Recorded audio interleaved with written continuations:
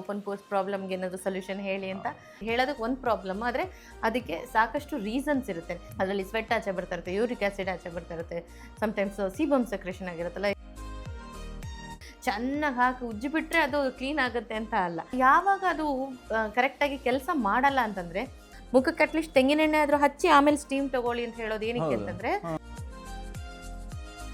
Open pores ಆಗಿಬಿಟ್ಟಿದೆ ಅಥವಾ ಅದನ್ನು ಹೇಗೆ ರಿಡ್ಯೂಸ್ ಮಾಡ್ಕೊಳ್ಬೇಕು ಅಂತಂದರೆ ವೆರಿ ಸಿಂಪಲ್.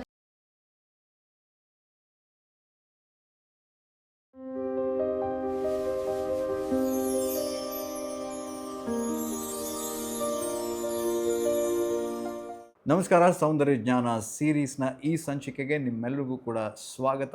ನಿಮ್ಮೆಲ್ಲರ ಪ್ರೀತಿಗೆ ಥ್ಯಾಂಕ್ ಯು ಹೇಳ್ತಾ, ನಮ್ಮ ಈ ಸರಣಿಯನ್ನು ನಡೆಸ್ತಾ ಇರುವಂಥ ದೀಪಾ ನಾಗೇಶ್ ಅವರಿಗೂ ಥ್ಯಾಂಕ್ ಯು ಅನ್ನು ಮೊದಲೇ ಹೇಳ್ತಾ ಅವ್ರನ್ನ ಸ್ವಾಗತ ಮಾಡ್ತಾ ಇದ್ದೀನಿ. ನಮ್ಮದೇ ಚಾನಲ್ಗೆ ಥ್ಯಾಂಕ್ ಯು. ಯಾಕೆ thank you so much.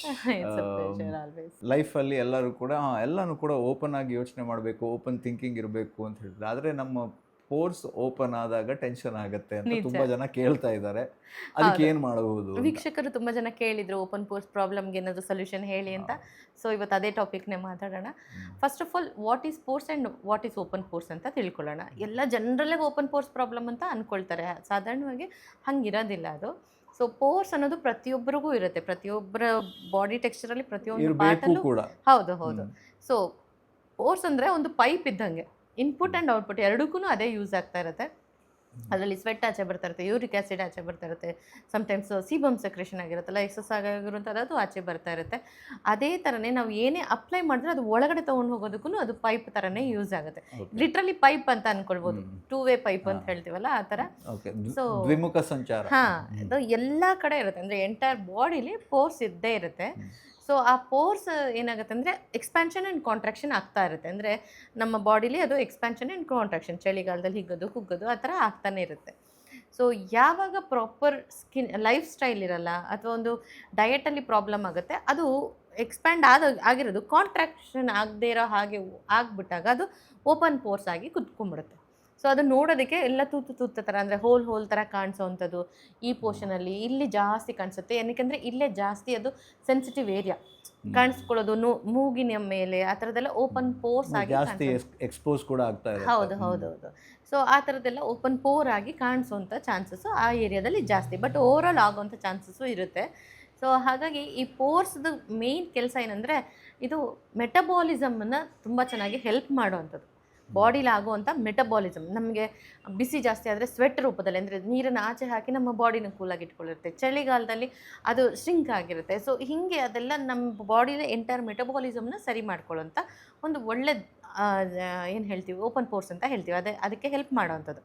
So ಯಾವಾಗ ಅದು ಕರೆಕ್ಟಾಗಿ ಕೆಲಸ ಮಾಡಲ್ಲ ಅಂತಂದರೆ, ಒಂದು ನೀರು ಸರಿಯಾಗಿ ಕುಡಿಯಲ್ಲ, ನೀರು ಸರಿಯಾಗಿ ಆಚೆ ಹಾಕಲ್ಲ, ಎರಡೂ ಇಂಪಾರ್ಟೆಂಟ್. ಅಂದರೆ ನೀರು ಕುಡಿಯೋದು ಮೆಟಬಾಲಿಸಮ್ಗೆ ಎಷ್ಟು ಇಂಪಾರ್ಟೆಂಟೋ, ನಾವು ಸ್ವೆಟ್ ಆಗೋದು ಅಷ್ಟೇ ಇಂಪಾರ್ಟೆಂಟ್ ಆಗಿರುತ್ತೆ. ಅದು ಚಳಿಗಾಲ, ಮಳೆಗಾಲ, ಬೇಸಿಗೆಗಾಲ ಆದರೂ ಆಗೋಗಿರಲಿ. ಸೊ ಅದು ಹೇಗೆ ಅಂತಂದರೆ, ವರ್ಕೌಟಿಂದನೇ ಮಾಡಬೇಕು. ಸುಮ್ಮನೆ ಕೂತ್ಕೊಂಡು ನಂಗೆ ಸೆಕೆ ಆಗ್ತದೆ ಅಂದರೆ ಅದು ವರ್ಕೌಟ್ ಅಲ್ವೇ ಅಲ್ಲ. ಸೊ ನಾವು ಚೆನ್ನಾಗಿ ವರ್ಕೌಟ್ ಮಾಡಿದಾಗ ಪೋರ್ಸ್ ತುಂಬ ಚೆನ್ನಾಗಿ ಎಕ್ಸ್ಫೋಲಿಯೇಷನ್, ಅಂದರೆ ಅದರಿಂದ ಎಲ್ಲ ಆಚೆ ಬರುತ್ತೆ, ತುಂಬ ಚೆನ್ನಾಗಿ ಅದು ಪೋರ್ಸ್ ವರ್ಕೌಟ್ ಆಗ್ತಾ ಇರುತ್ತೆ. ಸೊ ಹಾಗಾಗಿ ನಮಗೆ ಅದು ಎಕ್ಸ್ಪ್ಯಾನ್ಷನ್ ಕಾಂಟ್ರಾಕ್ಷನ್ ಚೆನ್ನಾಗಾಗಿ ಒಳ್ಳೆ ಕಂಡೀಷನಲ್ಲಿರುತ್ತೆ. ಅಂಥವ್ರಿಗೆ ಓಪನ್ ಪೋರ್ಸ್ ಪ್ರಾಬ್ಲಮ್ ಜಾಸ್ತಿ ಬರೋಲ್ಲ. ಎಸ್ಪೆಷಲಿ ಯಾರು ಯೋಗ ಮಾಡ್ತಾರೆ ನೋಡಿ, ಅವ್ರಿಗೆ ಓಪನ್ ಪೋರ್ಸ್ ಪ್ರಾಬ್ಲಮ್ಮೇ ಇರೋದಿಲ್ಲ. ಹಾಗಾಗಿ ಅವ್ರ ಸ್ಕಿನ್, ಹೇರ್, ಹೆಲ್ತ್ ಎಲ್ಲ ಚೆನ್ನಾಗಿರುತ್ತೆ, ಲೈಫ್ ಸ್ಟೈಲ್ ಸರಿ ಇರೋದ್ರಿಂದ. ಸೊ ಫಸ್ಟ್ ಆಫ್ ಆಲ್ ನಾವು ಲೈಫ್ ಸ್ಟೈಲ್ ಕಡೆ ನೋಡ್ಕೊಳ್ಬೇಕು. ಇಷ್ಟೇ ಲೀಟ್ರ್ ನೀರು ಕುಡಿಬೇಕು, ಅಷ್ಟೇ ಲೀಟ್ರ್ ಅಂತ ರಿಸ್ಟ್ರಿಕ್ಟ್ ಏನೂ ಇರೋಲ್ಲ. ನಮಗೆ ಬಾಯಾರಿಕೆ ಆದಾಗ ಒಂದು ಚೆನ್ನಾಗಿ, ಅಂದರೆ ನೀರು ಕುಡಿಯೋದ್ರಿಂದ ಮೆಟಬಾಲಿಸಮ್ ತುಂಬ ಚೆನ್ನಾಗಿ ಆಗ್ತಾ ಹೋಗುತ್ತೆ. ಇದ್ರ ಜೊತೆಗೆ ವ್ಯಾಯಾಮ ವೆರಿ ವೆರಿ ಇಂಪಾರ್ಟೆಂಟ್. ಅಂದರೆ ಪ್ರತಿದಿನದಲ್ಲಿ ನಂದು 3/4 ಗಂಟೆ ನನ್ನ ವ್ಯಾಯಾಮಕ್ಕೆ ಅಂತ ಎತ್ತಿಟ್ಬಿಡಬೇಕು. ಅದರಲ್ಲಿ ಇದೇ ಫಾರ್ಮೆಟಲ್ಲಿ, ಅಂದರೆ ಸ್ಲೋ ಆಗಿ ಸ್ಟಾರ್ಟ್ ಮಾಡಿ ಪೀಕ್ಗೆ ಹೋಗಿ ಸ್ಟ್ರೆಚಿಂಗ್ ಮಾಡಿ ಕೂಲ್ ಡೌನ್ ಮಾಡ್ಕೊಳ್ಳೋವಂಥದ್ದು, ಇದು ಒಂದು ಈಸಿ ವ್ಯಾಯಾಮದ ಟೆಕ್ನಿಕು. ಸೊ ಅದನ್ನು ಅವರು ಪ್ರತಿನಿತ್ಯ ನನ್ನ ಲೈಫ್ ಸ್ಟೈಲಲ್ಲಿ ಇದು ಬೇಕೇ ಬೇಕು ಅಂತ ಮಾಡ್ಕೊಳ್ಳೋದ್ರಿಂದ ಪೋರ್ಸು ತುಂಬ ಚೆನ್ನಾಗಿ, ಅಂದರೆ ಕ್ಲಿಯರ್ ಆಗಿರುತ್ತೆ ಅದು ಯಾವಾಗಲೂ. ಇದನ್ನೆಲ್ಲ ಪಕ್ಕಕ್ಕಿಟ್ಟಾಗ ನೆಕ್ಸ್ಟ್ ನಾವು ಓಪನ್ ಪೋರ್ಸ್ ಆಗಿಬಿಟ್ಟಿದೆ ಅಥವಾ ಅದನ್ನು ಹೇಗೆ ರಿಡ್ಯೂಸ್ ಮಾಡ್ಕೊಳ್ಬೇಕು ಅಂತಂದರೆ very simple, hydration is very important. ನಾವು ಹೇಗೆ ನೀರು ಕುಡಿತೀವೋ ಹಾಗೆ ಫೇಸಿಗೂ ಹೈಡ್ರೇಷನ್ ತುಂಬ ಇಂಪಾರ್ಟೆಂಟ್ ಆಗಿರುತ್ತೆ.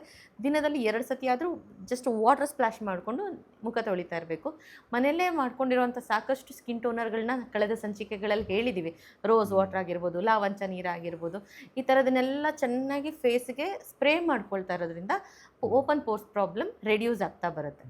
ಆಮೇಲೆ ಮಸಾಜ್ ಅಷ್ಟೇ, ವಿಗರಸ್ಸಾಗಿ ಮಸಾಜ್ ಮಾಡಬಾರ್ದು. ಪಾರ್ಲರ್ಗಳಲ್ಲೂ ಅಷ್ಟೇ ಚೆನ್ನಾಗಿ ಹಾಕಿ ಉಜ್ಜಿಬಿಟ್ರೆ ಅದು ಕ್ಲೀನ್ ಆಗುತ್ತೆ ಅಂತ ಅಲ್ಲ. ಸೊ ಮಸಾಜಲ್ಲಿ ನಾವು ಟಿಶ್ಯೂ ಸ್ಟ್ರಕ್ಚರ್ ಹೇಗಿರುತ್ತೋ ಅದನ್ನು ಕರೆಕ್ಟಾಗಿ ನೋಡ್ಕೊಂಡು ಮಾಡಿಲ್ಲ ಅಂದ್ರೂ ಓಪನ್ ಪೋರ್ಸ್ ಪ್ರಾಬ್ಲಮ್ ಆಗುವಂಥ ಚಾನ್ಸಸ್ ಇರುತ್ತೆ. ಮತ್ತು ಇನ್ನೊಂದು ಸ್ಟೀಮ್ ಜಾಸ್ತಿ ತೊಗೊಳ್ತಿರ್ತಾರೆ ಕೆಲವರು. ಸ್ವಲ್ಪ ನೆಗಡಿ ಆದ ತಕ್ಷಣ ಸ್ಟೀಮ್ ತೊಗೋತಾ ಇರ್ತಾರೆ, ಹೋಗಿ ಬಂದು ಸ್ಟೀಮ್ನ ತೊಗೋತಾ ಇರ್ತಾರಲ್ಲ. ಸ್ಟೀಮ್ ತೊಗೊಳ್ಳೋದು ತುಂಬ ಒಳ್ಳೆಯದು. ಆದರೆ ಮುಖಕ್ಕೆ ಯಾವುದೇ ಆದ ಒಂದು ಆಯಿಲ್ ಆಗಿರಲಿ ಅಥವಾ ಒಂದು ಮಸಾಜಿಂಗ್ ಕ್ರೀಮ್ ಆಗಿರಲಿ ಅದನ್ನು ಹಚ್ಚಿನೇ ಸ್ಟೀಮ್ ತೊಗೋಬೇಕು. ನಾವು ಬರೀ ನೆಗಡಿಗೆ ಅಂತ ಸ್ಟೀಮ್ ತೊಗೋತಾ ಇದ್ದೀವಿ ಅಂದ್ರೂ ಮುಖಕ್ಕೆ ಅಟ್ಲೀಸ್ಟ್ ತೆಂಗಿನೆಣ್ಣೆ ಆದರೂ ಹಚ್ಚಿ ಆಮೇಲೆ ಸ್ಟೀಮ್ ತೊಗೊಳ್ಳಿ ಅಂತ ಹೇಳೋದು ಏನಕ್ಕೆ ಅಂತಂದರೆ, ಸ್ಟೀಮಲ್ಲಿ ವೇಪರ್ ಇರುತ್ತೆ. ಸೊ ವೇಪರು ಬಿಸಿ ಆದಂಥ ನೀರಾವಿ ಏನಿರುತ್ತೆ ಅದು ಹೋಗಿ ಕ್ಲೆನ್ಸ್ ಔಟ್ ಏನೋ ಆಗುತ್ತೆ. ಸೊ ಕ್ಲೆನ್ಸ್ ಔಟ್ ಆದಮೇಲೆ ಅದನ್ನು ಕರೆಕ್ಟಾಗಿ ಅಂದರೆ ಅದನ್ನು ಕ್ಲಾಗನ್ನು ಓಪನ್ ಮಾಡಿರುತ್ತೆ, ಅದನ್ನು ಕರೆಕ್ಟಾಗಿ ಮುಚ್ಚಲಿಲ್ಲ ಅಂದರೆ ಅದು ಓಪನ್ ಪೋರ್ಸ್ ಆಗಿ ಉಳ್ಕೊಳ್ಳೋ ಚಾನ್ಸಸ್ ಇರುತ್ತೆ. ಅಧಿಕಸ್ಯಂ ಅಮೃತಂ ವಿಷಮ್ ಅಂತ ಹೇಳ್ತೀವಲ್ಲ, ಅತಿಯಾಗಿ ಸ್ಟೀಮ್ ತೊಗೊಳ್ಳೋದು ಒಳ್ಳೇದಲ್ಲ. ಸೊ ಹಂಗೊಂದು ವೇಳೆ ತೊಗೊಳ್ತಾರೆ, ಅಮೃತವು ವಿಷ. ಹೌದು. ಸೊ ಹಾಗಾಗಿ ಅವ್ರು ಅಟ್ಲೀಸ್ಟ್ ಒಂಚೂರು ಮಾಯ್ಶ್ಚರೈಸರು ಕೊಬ್ಬರಿ ಎಣ್ಣೆನಾದರೂ ಹಚ್ಕೊಂಡು ಆಮೇಲೆ ಸ್ಟೀಮ್ ತೊಗೋಬೇಕು. ಅತಿಯಾಗಿ ಸ್ಟೀಮ್ ತೊಗೊಳ್ಳೋದು ಒಳ್ಳೇದಲ್ಲ. ವಾರಕ್ಕೊಂದ್ಸತಿ ಆ ಥರ ಸ್ಟೀಮ್ ತೊಗೊಂಡ್ರೆ ಸಾಕಾಗುತ್ತೆ. ಸೊ ಎಲ್ಲ ಅಂಶನೂ ಮ್ಯಾಟರ್ ಆಗುತ್ತೆ ಓಪನ್ ಪೋರ್ಸ್ ಪ್ರಾಬ್ಲಮ್ ಬರೋದಕ್ಕೆ. ಹೇಳೋದಕ್ಕೆ ಒಂದು ಪ್ರಾಬ್ಲಮ್ ಆದರೆ ಅದಕ್ಕೆ ಸಾಕಷ್ಟು ರೀಸನ್ಸ್ ಇರುತ್ತೆ. ಪ್ರಾಪರಾಗಿ ಯಾವ ರೀಸನ್ ಅಂತ ನಾವು ಪಾರ್ಲರಲ್ಲಿ ಫೈಂಡ್ ಔಟ್ ಮಾಡಿ ಅದಕ್ಕೆ ಕರೆಕ್ಟಾಗಿ ಟ್ರೀಟ್ಮೆಂಟ್ ಕೊಡಬೇಕು. ಸೊ ಒಂದು ಸ್ಕಿನ್ ಟೋನರ್ಸ್ಗಳು ತುಂಬ ಚೆನ್ನಾಗಿ ವರ್ಕ್ ಆಗುತ್ತೆ. ಇನ್ನೊಂದಷ್ಟು ಫೇಸ್ ಪ್ಯಾಕ್ಗಳು ಅಂದರೆ ಟೈಟನಿಂಗ್ ಫೇಸ್ ಪ್ಯಾಕ್ ಅಂತ ಏನು ಬರುತ್ತೆ, ಸೊ ಆ ಟೈಟ್ನಿಂಗ್ ಫೇಸ್ ಪ್ಯಾಕ್ಗಳು ತುಂಬ ಚೆನ್ನಾಗಿ ಅವ್ರ ಫೇಸಿಗೆ ವರ್ಕ್ ಆಗುತ್ತೆ. ಸೊ ಮನೇಲಿ ಯಾವ್ಯಾವುದೆಲ್ಲ ಟೈಟ್ನಿಂಗ್ ಮಾಡ್ಕೊಳ್ಬೋದು ವೆರಿ ಈಸಿ ಅಂತಂದರೆ, ಬಾರ್ಲಿ ಅಕ್ಕಿ ಅಂತ ಸಿಗುತ್ತಲ್ಲ, ಬಾರ್ಲಿ ಅಕ್ಕಿನ ಬಾರ್ಲಿನ ಪೌಡ್ರ್ ಮಾಡ್ಕೊಳ್ಬೇಕು. ಮಿಕ್ಸಿ ಹಾಕಿ ಫೈನ್ ಪೌಡ್ರ್ ಮಾಡಿಕೊಂಡು ಬಿಸಿ ನೀರಲ್ಲಿ ಕಲಸಿ ಎಲ್ಲಿ ಓಪನ್ ಪೋರ್ಸ್ ಇದೆಯೋ ಅಲ್ಲಿಗೆ ನೀಟಾಗಿ ಅಪ್ಲೈ ಮಾಡಿಕೊಂಡು 10 ನಿಮಿಷ ಬಿಟ್ಟು ಜೆಂಟಲ್ ಮಸಾಜ್ ಮಾಡಿಕೊಂಡು ವಾಶ್ ಮಾಡೋದ್ರಿಂದ ತುಂಬ ಫಾಸ್ಟಾಗಿ ಪೋರ್ಸ್ ರೆಡ್ಯೂಸ್ ಆಗ್ತಾ ಬರುತ್ತೆ. ನೆಕ್ಸ್ಟು ಮೈದಾ ಹಿಟ್ಟು ಕೂಡ ತುಂಬ ಒಳ್ಳೆಯದು. ಮೈದಾ ಹಿಟ್ಟು ಅಥವಾ ಕಾರ್ನ್ಫ್ಲೋರ್ ಅಂತ ಏನು ಹೇಳ್ತೀವಿ, ಕಾರ್ನ್ ಸ್ಟಾರ್ಚ್ ಅಂತ ಕೂಡ ಬರುತ್ತೆ. ಅದನ್ನು ನಾವು ಬಿಸಿ ನೀರಲ್ಲಿ ಕಲಸಿ ಫೇಸ್ ಪ್ಯಾಕ್ ರೀತಿ ಅಪ್ಲೈ ಮಾಡಿಕೊಂಡು ಹಗುರವಾಗಿ ಮಸಾಜ್ ಮಾಡಿ ವಾಶ್ ಮಾಡೋದ್ರಿಂದ ಮನೇಲೇ ಓಪನ್ ಪೋರ್ಸ್ ಪ್ರಾಬ್ಲಮ್ನ ರೆಡ್ಯೂಸ್ ಮಾಡ್ತಾ ಬರ್ಬೋದು. ಪಾರ್ಲರ್ಗಳಲ್ಲಿ ಓವರ್ ಸ್ಕ್ರಬ್ಬಿಂಗ್ ಮಾಡೋದ್ರಿಂದನೂ ಓಪನ್ ಪೋರ್ಸ್ ಆಗುವಂಥ ಚಾನ್ಸಸ್ ಇರುತ್ತೆ. ಸ್ಕ್ರಬ್ ತೊಗೊಂಡು ಚೆನ್ನಾಗಿ ಹಾಕೊಂಡು ಉಜ್ಬಿಡೋದಲ್ಲ. So we have to treat very gently, ಅಂದರೆ ಒಂದು ಕ್ರಿಸ್ಟಲ್ ಬಾಲ್ ಥರ ಟ್ರೀಟ್ ಮಾಡಬೇಕು. ಪಾರ್ಲರಲ್ಲೂ ಜೆಂಟಲ್ ಮಸಾಜ್ ಮಾಡಬೇಕು. ಓವರ್ ಸ್ಕ್ರಬ್ಗಳ ಅಗತ್ಯನೇ ಇಲ್ಲ. ಇನ್ಫ್ಯಾಕ್ಟ್ ಸ್ಕ್ರಬ್ದೇ ಅಗತ್ಯ ಇರೋದಿಲ್ಲ. ನಾವಂತೂ 22 ವರ್ಷದಿಂದ ಸ್ಕ್ರಬ್ ಯಾರಿಗೂ ಮಾಡೋದೇ ಇಲ್ಲ ಪಾರ್ಲರಲ್ಲಿ. ಸೊ ಒಂದು ಕ್ರಿಸ್ಟಲ್ ಬಾಲ್ ಅಂದರೆ ಒಂದು ಹೋಗಲಿ ಒಂದು ಮಿರರ್ ನಾವು ಹೇಗೆ ಟ್ರೀಟ್ ಮಾಡ್ತೀವಿ ಅಷ್ಟು ಚೆನ್ನಾಗಿ ಮಿರರ್ನ ಯಾರು ಎಮ್ರಿ ಪೇಪರಲ್ಲಿ ಉಜ್ಜಲ್ಲ ಅಲ್ವಾ. So it's common sense. ಅದು ಸ್ಕ್ರಾಚ್ ಆಗ್ಬಿಡುತ್ತೆ, ಅವಾಗ ಅದ್ರದ್ದು ಶೈನಿಂಗ್ ಹೋಗ್ಬಿಡುತ್ತೆ, ರಿಫ್ಲೆಕ್ಷನ್ ಚೆನ್ನಾಗಿ ಆಗಲ್ಲ ಅಂತ. ಹಾಗೆ ಸ್ಕಿನ್ ಕೂಡ ಹೌದು. ಸೊ ಸ್ಕಿನ್ನನ್ನು ಹಾಗೆ ಅಷ್ಟೊಂದು ರಬ್ ಮಾಡೋದು, ಅಷ್ಟೊಂದು ಸ್ಕ್ರಬ್ ಮಾಡೋ ನೆಸೆಸರಿ ಇಲ್ಲವೇ ಇಲ್ಲ. ಸೊ ಜೆಂಟಲ್ ಆಗಿ ಮಾಡಬೇಕು. ನ್ಯಾನೋ ಪಾರ್ಟಿಕಲ್ ಸ್ಕ್ರಬ್ ಅಂತ ಯೂಸ್ ಮಾಡ್ತೀವಿ. ಸೊ ಆ ನ್ಯಾನೋ ಪಾರ್ಟಿಕಲ್ ಸ್ಕ್ರಬ್ಗಳನ್ನ ಯೂಸ್ ಮಾಡಿ ಫೇಶಿಯಲ್ ಮಾಡಿದಾಗ ತುಂಬ ಚೆನ್ನಾಗಿ ಜೆಂಟಲ್ ವೇಲಿ ಪೋರ್ಸ್ ಕೂಡ ರಿಡಕ್ಷನ್ ಆಗ್ತಾ ಬರುತ್ತೆ. ಸೊ ಇದೆಲ್ಲ ಟೆಕ್ನಿಕ್ನ ಫಾಲೋ ಮಾಡ್ತಾ ಬರ್ಬೋದು. ಆಮೇಲೆ ಇದಕ್ಕೆ ಅಂತಲೇ ನಾವು ಸಪ್ರೇಟಾಗಿ ಅಂದರೆ ಒಂದು ಪ್ರಿಪ್ರೇಷನ್ ಮಾಡ್ಕೊಳ್ಬೋದು ಮನೇಲೇ. ಸೊ ಅದು ವೆರಿ ಸಿಂಪಲ್. ಒಂದು ಸ್ವಲ್ಪ ಮುಲ್ತಾನಿ ಮಿಟ್ಟಿ, ರೆಡ್ ಕ್ಲೇ ಅಂತ ಸಿಗುತ್ತೆ, ಅದೊಂದು ಸ್ವಲ್ಪ ಹಾಕ್ಕೊಳ್ಬೇಕು. ಅದ್ರ ಜೊತೆಗೆ ಅಲೋವೆರಾ ಜೆಲ್ನ ಕೂಡ ಮಿಕ್ಸ್ ಮಾಡ್ಕೊಳ್ಬೋದು. ಅಲೋವೆರಾ ಜೆಲ್ ಇಷ್ಟ ಇಲ್ಲ ಅನ್ನೋಂಥವ್ರು ಅಥವಾ ಸ್ಕಿನ್ನಿಗೆ ಬೇಡ ಅಂತನ್ನೋರು ಬರೀ ಇದ್ರದ್ದು ಹಸಿ ಹಾಲಲ್ಲಿ ಇದನ್ನು ಮಿಕ್ಸ್ ಮಾಡ್ಕೊಳ್ಬೇಕು. ಅದನ್ನು ಮಿಕ್ಸ್ ಮಾಡಿ ನೀಟಾಗಿ ಫೇಸ್ ಪ್ಯಾಕ್ ರೀತಿ ಅಪ್ಲೈ ಮಾಡಿಕೊಂಡು 20 ಮಿನಿಟ್ಸ್ ಬಿಟ್ಟು ವಾಶ್ ಮಾಡೋದ್ರಿಂದ ಕೂಡ ಪೋರ್ಸ್ ತುಂಬ ಬೇಗ ರೆಡ್ಯೂಸ್ ಆಗುತ್ತೆ. ಕೆಲವ್ರಿಗೆ ಪೋರ್ಸ್ ಆಗಿ ಅದರೊಳಗಡೆ ಬ್ಲ್ಯಾಕ್ ಹೆಡ್ಸ್ ಅಂದರೆ ಅದು ವಿಸಿಬಿಲಿಟಿ ಜಾಸ್ತಿ ಕಾಣಿಸ್ತಾ ಇರುತ್ತೆ. ಆ ಥರದವ್ರಿಗೆ ತುಂಬ ಈಸಿ. 1 ಟೀ ಸ್ಪೂನ್ ಅಕ್ಕಿ ಹಿಟ್ಟು, ಅರ್ಧ ಟೀ ಸ್ಪೂನ್ ಬೇಕಿಂಗ್ ಸೋಡಾ ಅಂತ ಹೇಳ್ತೀವಿ, ಅಥವಾ ಮನೇಲೇ ಇರುವಂಥ ಸೋಡಾ, ಅಡುಗೆ ಸೋಡಾ ಅಂತ ಏನು ಹೇಳ್ತೀವಿ, ಅದನ್ನು ಎರಡನ್ನೂ ಬಿಸಿ ನೀರಲ್ಲಿ ಕಲಸಿ ಪೋರ್ಸ್ ಮೇಲೆ ಲೈಟಾಗಿ ಸರ್ಕ್ಯುಲರ್ ಮೂಮೆಂಟಲ್ಲಿ ಅಪ್ಲೈ ಮಾಡಿ ತೆಗೆಯುವಾಗಲೂ ಸರ್ಕ್ಯುಲರ್ ಮೂಮೆಂಟಲ್ಲಿ ತೆಗೆದ್ರೆ ತುಂಬ ಫಾಸ್ಟಾಗಿ ಪೋರ್ಸ್ ವಿಸಿಬಿಲಿಟಿ ಕಡಿಮೆ ಆಗ್ತಾ ಬರುತ್ತೆ. ಸೋಡಾ ಏನು ರಿಸ್ಕ್ ಅಲ್ಲ. When it is safe for eat, ಅಂದರೆ ತಿನ್ನೋದಕ್ಕೆ ಸೇಫ್ ಅಂದರೆ ಹಚ್ಚೋದಕ್ಕೂ ಸೇಫ್, ತೊಂದರೆ ಇಲ್ಲ, ಏನು ತೊಂದರೆ ಆಗಲ್ಲ. ಅಂದರೆ ತುಂಬ ಲಾರ್ಜರ್ ಕ್ವಾಂಟಿಟಿಲಲ್ಲ, 1 ಸ್ಪೂನ್ ಅಕ್ಕಿ ಹಿಟ್ಟಿಗೆ ಅರ್ಧ ಸ್ಪೂನ್ ಸೋಡಾ ಹಾಕಿದ್ರೆ ಏನೂ ಪ್ರಾಬ್ಲಮ್ ಆಗಿಲ್ಲ. ನಾವು ತಿನ್ನೋದಕ್ಕೆ ಯೋಗ್ಯ ಅಂತ ಅನ್ನೋದು ಹಚ್ಚೋದಕ್ಕೆ ಕೂಡ ಯೋಗ್ಯ ಆಗುತ್ತೆ, ಹಸಿಮೆಣಸಿನ್ಕಾಯಿ ಬಿಟ್ಟು. ಇನ್ನು ತಿನ್ನೋದಕ್ಕೆ ಯೋಗ್ಯ ಹಸಿಮೆಣಸಿನ್ಕಾಯಿ ಹಚ್ಕೋತೀನಿ ಅಂದರೆ ಆಗಲ್ಲ. ಸೊ ಕೆಲವೊಂದು ಇರುತ್ತೆ. When it is safe for eating ಅಂದರೆ it is safe for application also. So ಹಚ್ಕೊಳ್ಬೋದು, ಏನೂ ತೊಂದರೆ ಆಗಲ್ಲ. ಇದಿಷ್ಟನ್ನು ಮಾಡಿಕೊಂಡ್ರೆ ಓಪನ್ ಪೋರ್ಸ್ ಪ್ರಾಬ್ಲಮ್ ಕಡಿಮೆ ಆಗ್ತಾ ಬರುತ್ತೆ. Thank you so much.